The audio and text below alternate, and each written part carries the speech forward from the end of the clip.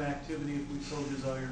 And one that's been talked about is perhaps electrical charging stations, which we can provide, somewhere on city campus or even at the public works yard if we ever get electrical vehicles. So we'll have to take a look at that. Mark? Sure. Are you planning to, is the plan alternative energy or is it a hybrid? And Either. So we're not sure right now. It could be, are we considering natural gas? Well, what we submitted in our application was exactly alternative energy or hybrid vehicles.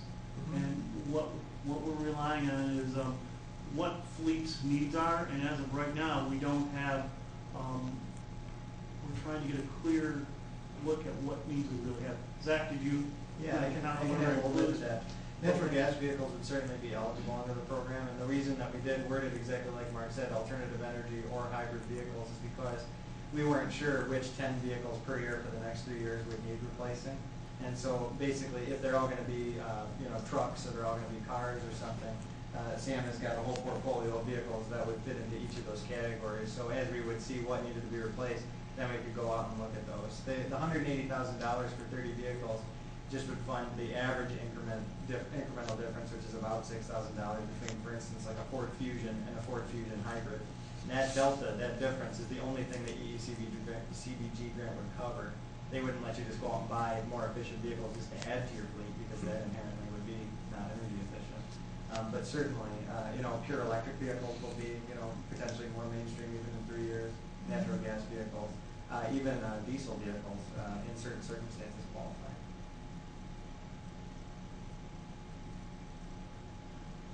So at this time, I'm going to have Zach come up.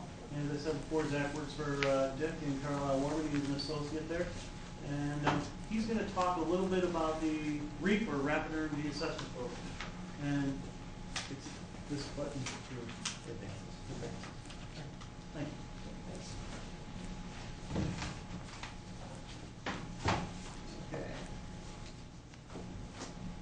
Okay. The Rapid Energy Assessment process, I'm going to talk about what this is. This is a Carlisle Wortman process. This is our proprietary process that we use to help Troy and a number of other communities in Michigan come to some conclusions about how to spend their EECBG dollars. Now, we had started developing this program before the EECBG program was fully funded. Actually, that program was designed in 2007, and then it languished until the Reinvestment Act came along to fund it. So we kind of knew that there were things coming along, but part of the problem is that local units of government have not really had to delve deeply into the energy question because it's been either a federal or a state level thing. Well, now a different administration came in at the president came in and said, okay, great, this is actually right. The first thing we're going to do is give a lot of money to local units of government to figure out the energy question. So Troy was actually in a pretty good position given that we have such a sophisticated staff and have been making strides towards energy efficiency for a long time. However, that's not the case in every local unit of government. When times were really good and supplies were bountiful, people didn't really think too much about it. So what happened was that communities were getting a lot of money, and they would call us up and they'd say, well, what do we use this money for? Because the grant was very specific. There were only 13 areas where you could spend the money. That's one of the things, without getting too deeply into it, you couldn't spend it on lots of things that you think you might be able to. It was very specific in its goals and objectives. So communities came in and said, well, we can do street lights or something, but I really don't know what else we could spend this money on. And we'd say, wait a minute. We really need to look and compare apples with apples and look at all the different areas that your community can save money. So working with Dick, we came up with what we call the Rapid Energy Assessment process, which was very time consuming, but maybe not as rapid as we had hoped. But it was something that actually took a lot of energy too. and it took a lot of energy. But it was certainly a process. But one of the benefits that we had in Troy is that your facilities management team actually has been keeping good track of the community's energy use on a building by building basis for a long time. And in fact, when I met with Sam to talk about the vehicles and our energy efficiency for vehicles, the amount of information you were able to provide me with was so exhaustive that it was actually more about drilling down to what was useful for us. But the idea, obviously, from our perspective, is that the communities that really plan with energy as a top consideration are going to be winners. And not just in terms of the light bulbs at City Hall, and not just in terms of what cars you drive. We're talking about a holistic approach to energy on a citywide basis. So that's going to kind of inform why we went about this due diligence process as opposed to something else. Because one thing you could have done is just looked at Steve's data and spent all your money, and we didn't have to do this. But this is supposed to be sort of a value-added approach. So the idea is to prioritize to help the city of Troy identify the most feasible projects that have the best possible benefit. It's hard to compare, for instance, hybrid vehicles and LED lights when you look at them on their face, but I'm going to step you through the process that we use to get there. Regardless of whatever the benefits are, whatever we'd spend the money on, energy planning pays off regardless of the stimulus funding, but the funding really does help. You got this process basically at no charge. You were obligated to perform a strategy, which is sort of a glorified term. It's not really a strategy, it's a series of forms that you filled out, but this is a process to get you there. And we found, and I think Steve and some of the others that helped me with the interface with the federal government would agree that the fact that we did this process gave us a leg up in future rounds of grant funding, because now we have this exhaustive list of all these potential projects, and we've already done the homework on them. So we're sort of a foot up on the next round, if the next round comes. One of the ways that we wanted to make this a little bit different was we wanted to look at internal and external energy use in the community. So the internal operations are all the things we've already talked about tonight. What is the city of Troy actually dishing out dollars for in terms of energy? Keeping the lights on in here in your vehicles, et cetera. External are measures that the community can take to encourage energy planning throughout the community through investment in the private sector. So these are things that are not necessarily going to affect your bottom line here, but they would improve the overall energy efficiency in the community. They could have an economic development benefit, and they could have long-term environmental benefits for the community. Now, the external measures, I will tell you, they suffered in the scoring calculus a little bit because they didn't save necessarily the city bottom line dollars. So there are projects that are in the external category that might be excellent projects, but in terms of the REACH scoring and in terms of saving money for the community and finding the top priority projects to fund with EECBG, they might not have scored as well as like the LED lights, which have an immediate payback and are going to reduce our financial obligation right away here.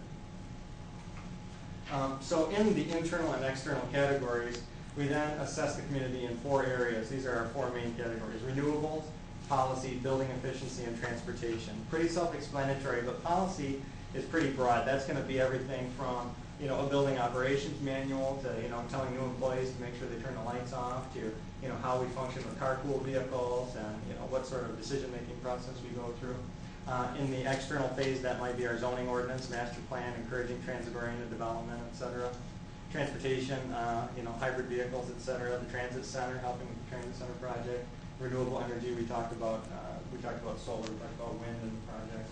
And then building efficiency, which is the lion's share of the analysis.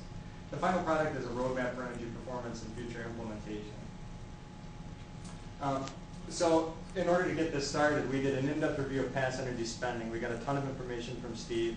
We organized it into a program called Portfolio Manager, Energy Star's Portfolio Manager. This is the federal government's own system. So if you buy a new dishwasher and it's got the Energy Star rating, the City of Troy City Hall can get that same blue sticker on it. That's exactly how it works. It's the same system, but they rate everything from cars to buildings, et cetera. And it's their own system. It was their preferred method, and it's actually pretty efficient. And we're actually switching everything over to that over time, so ultimately we'll use nothing but that in the future. We used a lot of staff interviews. I worked extensively with Steve for a couple of months while we went through all the projects. Existing CIP documents, walkthroughs of the building, coordination with staff, draft scoring, and then development of the draft strategy. Zach, you might want to add that we've actually set the city up with portfolio managers. This is not something we're doing.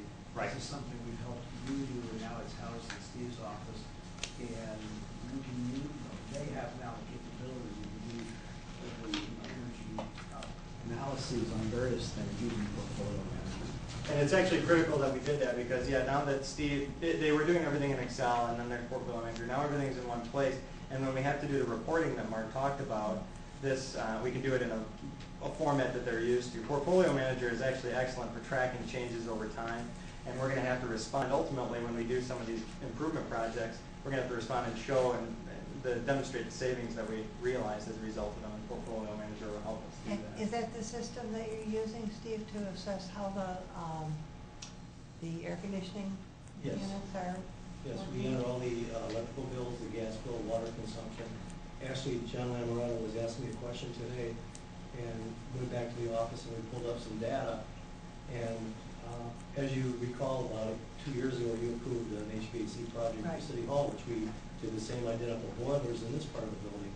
So just for curiosity's sake, I pulled up the year history of that building, plus I compared it with this building, and we did see the exact 30% savings that we promised you. So it's in black and white right there, approved. Thank you. It works out good. So the rapid energy assessment process itself, it started with over 60 areas of energy efficiency and conservation possibilities, and they're scored on a number of areas. Now, the first thing I'll tell you is that every project that was in the REAP analysis is actually an essentially good project. I mean, they're all inherently energy efficient. They're all going to be projects that, under the right circumstances, would be good. But the REAP was just a due diligence process to prioritize them. So, you know, don't be too put off by the fact that some of them are not recommended. It's just not recommended for Troy at this time. You know, the high priority measures are the measures that made the most sense given all the different conditions that we looked at right now. And then the lower priority ones are ones that definitely make sense, but maybe they're just not quite at the top of the list like the high priority ones are. Now we looked at feasibility. First of all, it needs to pass the SNP test. Can we actually do it in Troy? Are we going to put in a hydroelectric dam in Troy? You know, not feasible. You know, but hybrid cars, well, that's feasible. We've done that before. We have the ability to do that. Okay, well, the second one is data availability. This is important because we have to track these, we have to make sense, we have to realize dollars for cents. And this was kind of the value of our process. We wanted to see dollar for dollar spent, what kind of return are we going to get? So data availability, can we track it? Economic development, this is the job creation portion. One of the 6 questions in the strategy really related directly to job creation. So do we have personnel to do it right now? Are we going to have to hire personnel, contract personnel, et cetera? Funding availability, is the grant going to pay for it, the EECBG grant, or other grants, or can it come from somewhere else? There are a lot of projects in the REAP that cost nothing. You know, they're just a procedural change or something. You know, is it something that we can take care of right now? And then the last one is overall benefit. This is essentially the energy saved question right here. So 2 projects being equal to this point, which one is actually going to produce more, kilowatts or whatever it might be. So then the final measures, like I said, are sorted into those 3 categories.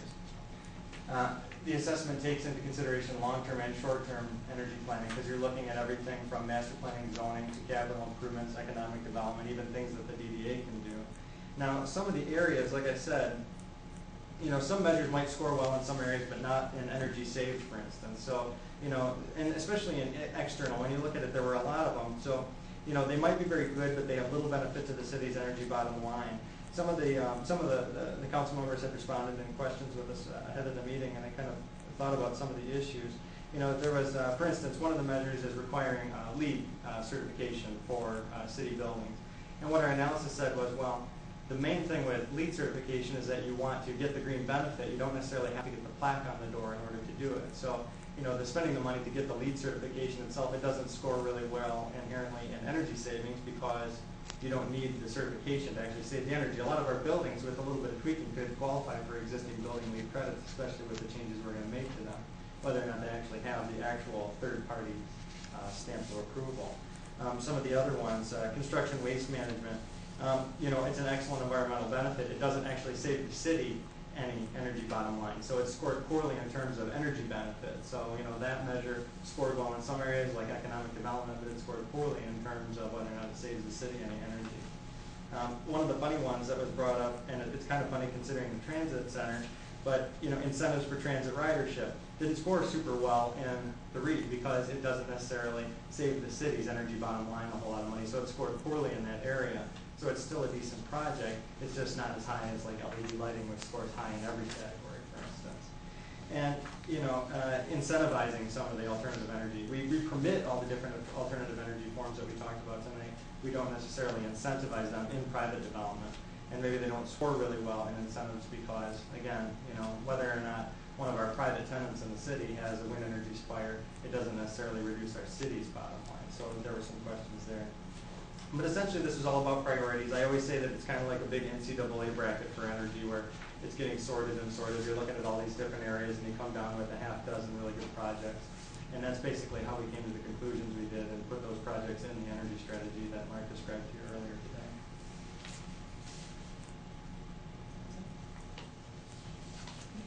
Any other questions? Councilman Curley?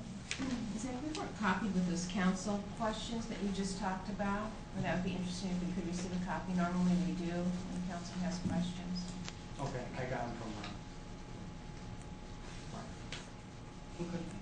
They were staff questions? No, I made them.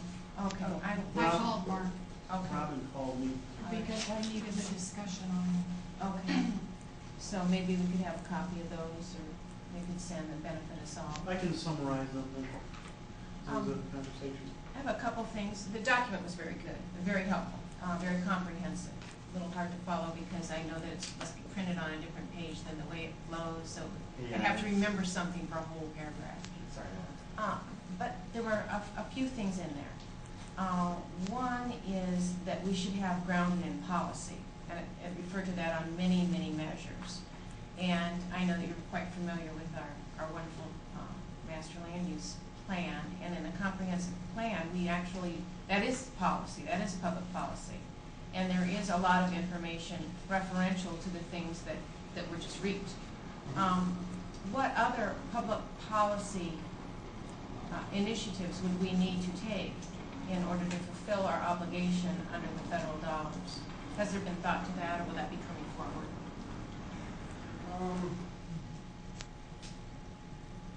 I mean, the next big public policy document that the city is gonna be working with that would implement a lot of this is the zoning ordinance. The zoning ordinance, we're trying to take, inherent energy efficiencies into consideration in the zoning ordinance. As planners, we commonly do, but, given that we're looking at incorporating the master plan, the Big River Corridor study, the transit center, and all that are talked about at length in the master plan, and the zoning ordinance, hopefully the zoning ordinance over time would help the city of Troy be more inherently energy efficient, less dependent on cars, et cetera.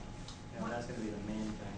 Mr. Carlin, I want to I was just gonna say, one of the things that we view this document as is really just the beginning and not the end. And really the idea, and I have to, by the way, I want to compliment, it was actually the city of Troy that, and that was our work with the master plan, and some of the work that came out of the Futures Group, some of the language began to stimulate our thinking to say, look, as community planners, how can we really be effectively doing our job without having a better understanding of the implications of energy on your long-term future? And that's when Zach and I began to, conceptualize, what could we start to, how can we start this dialogue? And this is really how we see this process. We really don't see it as an end, but really a beginning. So, in answer to your question, I think there's going to be, continual consideration of some of these things that are in this document to be incorporated in city policy. For example, as you're doing your capital improvements planning process, now that we have portfolio manager and all that on board now, we can start to incorporate sort of an energy criteria in conjunction with the capital, capital expenditure. And so that's a way, that's just an example of how what is in this document can start to become integral and part of the continual dialogue in really what is city policy. So that's really how we look at this, and we really look at this as a dynamic process. I'll tell you more than anything, what we found is that the city here has, out of, I think, the pragmatic way that they have done things at the department level, are already on board with much of this stuff and have been for some time. Maybe not as comprehensively as they now are, but we've gone and worked in communities where they don't even know where all their energy bills are. And it's troubling because this is a major expense, and simply by incorporating a lot of real practical measures, you can really reduce your energy costs significantly. Yes, I have a couple of specific questions. Just because in looking at the application and in the assessment, there were a couple of things. And one is I agree that certainly a desire to have increased, a focus on energy could be part of a process and an application, just as Dick just cited. However, in the assessment, I believe it did specifically speak to leadership. It spoke about city leadership, and I assume it was elected, and the selected leadership as well. And that's my concern. Some of them, in fact, talked about incentives given. Now, there is narrative in the comprehensive plan, which talks about many of the things you went through, density and transit-oriented, and all of those things, which did, as Dick said, flowed naturally from the futures, and that's in there. However, until the ordinance work comes out, which becomes public policy, and until this body has the opportunity to speak in terms of incentives for some of those groundings. So my concern is, as we look at the REAP document, and I suppose I'll just turn to management at this point, that if in filling out those documents, as we prepare those grants, if there were some lists of some items which said that leadership would, I want to make sure that we honor whatever we put on that, and that would need to be presented to us as a body to in fact consider those and enact. That's really my concern when I read through the assessment. We can make sure that happens.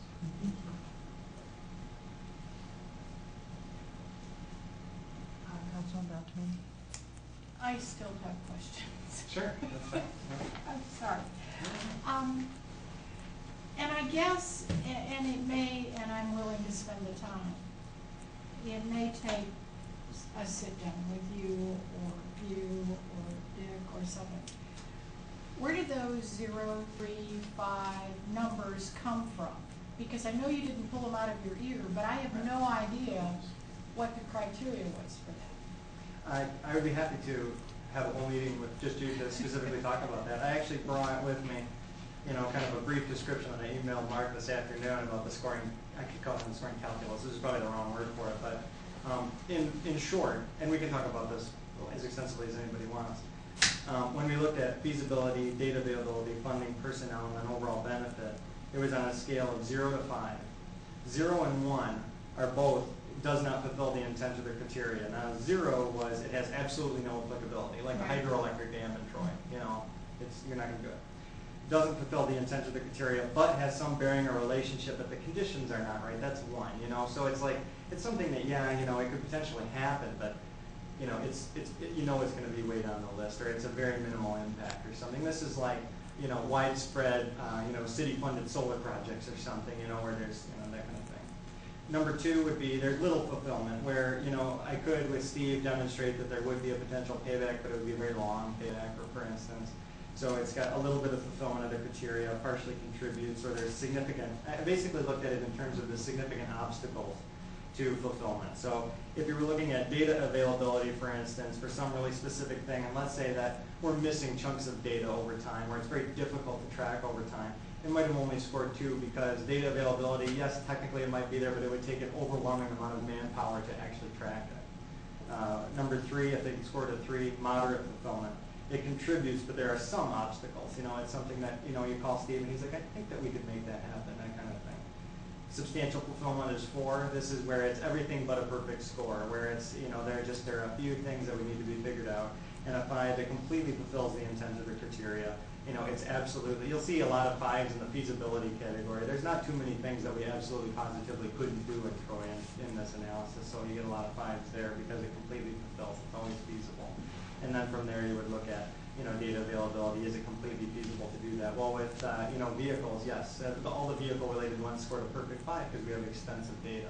So that's kind of, it was in terms of, you started kind of on the edges. It was completely possible or completely impossible, and then how many obstacles were there to make it right? So it was sort of a balancing act. Now, for the technical ones, in order to come to those conclusions about the number of obstacles and not, we looked at a few things. Quantifiable dollars potentially saved. We looked at quantifiable greenhouse gas emissions saved. Looked at cost of the potential project. Availability of technology. Are we going to be able to get pure electric vehicles in the next few years? Our climate, solar being one there. And existing plans and city initiatives. So taking into consideration other policies adopted by the city or the Green Communities Challenge, that kind of thing. So that's the rough primer on how we came to our scoring. Thank you. And my other concern is, and it falls particularly in the low or not recommended kinds of things, and you spoke to it a bit when you said, and looking at this from strictly city spent and city-saved dollars, you're exactly right. I am afraid that there are portions of that document that send a mixed message.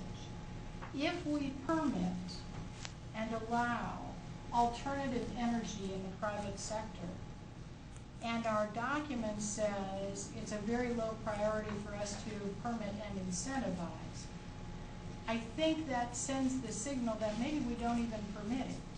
Sure. And so my concern would be that maybe we just need to take out the permit and part of that. I mean, it's, we don't have extra bucks laying around to incentivize this, I understand that. But that's my first concern with those sorts of issues. And the other one is with the transit issue. And the thing that is the very last low, not recommended kind of priority item speaks to enhancement of facilities. And we have been telling our citizens and the region for 8 years that we believe a transit center at Maple and Coolidge is a great idea and will benefit everyone. And now this document says enhancing facilities is a really low priority. Well, if it's a really low priority, I wish we'd gone for $7 million somewhere else. You know, so again, it's the mixed message that the document, if read with any kind of an eye other than this is great, could bring to us, and I think it would bring us a little problem. And the other thing is, I would also like it if you would change the verbiage that pertains to the LEED certification, because the document in the chart talks about LEED certification for new municipal buildings. Okay. And you explained that very well tonight, that the criteria, the essence of a LEED certification for improving and building buildings would be a wonderful thing, but to require it is the issue. But the verbiage in the current document speaks toward the cost of LEED certification for improvement and renovation, not for new buildings. So the chart and the verbiage currently do not match. And I think if you made them match like you did tonight, we'd all be better served. Because it was much easier for me to understand it when we went through it like that. Okay, I can address that for sure. You know, Thanks. one of the trip-ups with LEED is that for existing buildings, the actual new buildings, and you can actually usually justify the additional cost of the actual technical LEED process, because in the LEED process is a requirement called commissioning. And in the commissioning process, you often say they save 2 to 5% construction costs because you catch mistakes, and it's just more efficient project management. Typically, they say that the LEED administration costs 2% of the project cost. So if you save 5% because you did this 2%, it makes sense. With an existing building, that's not so. You're carrying that cost out of your own pocket. So that's probably where it gets tripped up. But I will definitely address that. Well, and I'll also share with you, and part of my concern in all of this is I read enough and I hear enough, and I talk to officials in other places, and when we have the city of Los Angeles saying that they're going to lower their entire city carbon footprint by 25% in the foreseeable future, and then I get a document that speaks only to city dollars and cents, it's kind of a difficult thing for me to turn my mind around and think only, parochially about city-only dollars, not my own personal dollars or my neighbor's dollars. And to not encourage that, I kind of have a problem. I can live with it. Well, like Dick said, we could have done this analysis in order to assign the EECBG dollars and just left out the external component altogether, because we knew starting that those weren't necessarily going to be immediately qualifying projects. You know that using this scoring methodology, that those were going to suffer right off the bat. And they did, obviously. A few rose to the top, but a lot of them didn't, for the exact reason that you described. So, I have a few ideas on how maybe, it can take the edge off a little bit from the not recommended, versus maybe it could just be priority 1, 2, and 3, for instance. There's a few adjustments that can be made to, it's just, but yeah. I think it's internal and external priorities. Yeah. And it would be helpful for the ones that are simply recommended, if we could receive actually a hard copy. As I said, it was very hard, just the way it ended up being on the technology piece, that it had bounced back and forth. Yeah. But if we, as policymakers, could have those that were recommended, And then we won't so much get into, you know, oh, look, this one was not so much, and so on. And because you are so familiar with our other documents, that even though maybe someone else put some of this stuff together with the language, which is at times, doesn't fit well, should we say that?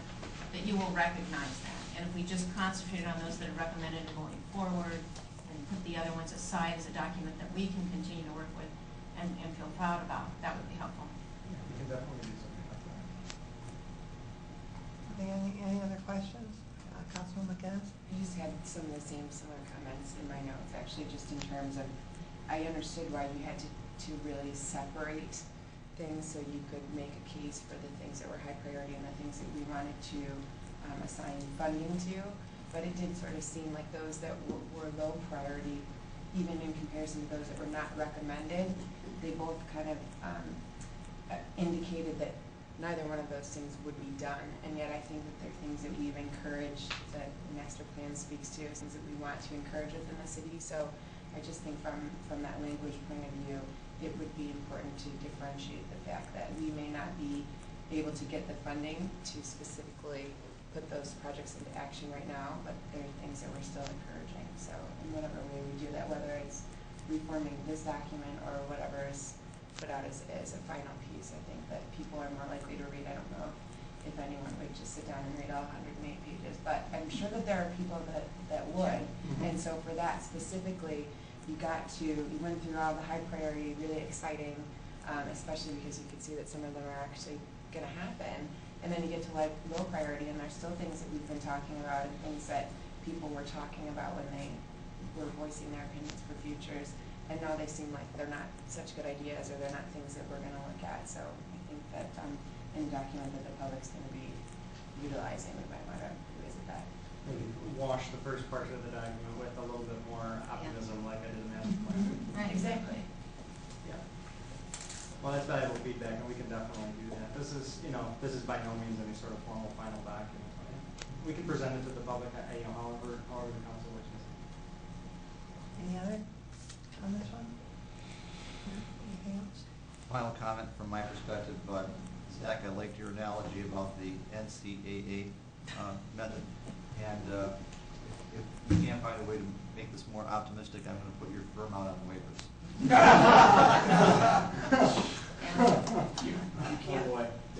can't put college basketball players on waivers. You pick us off the team, which Okay. We'll come back with the hire a new agent, I guess. No other items then? We're in adjournment. Thank you. Good job.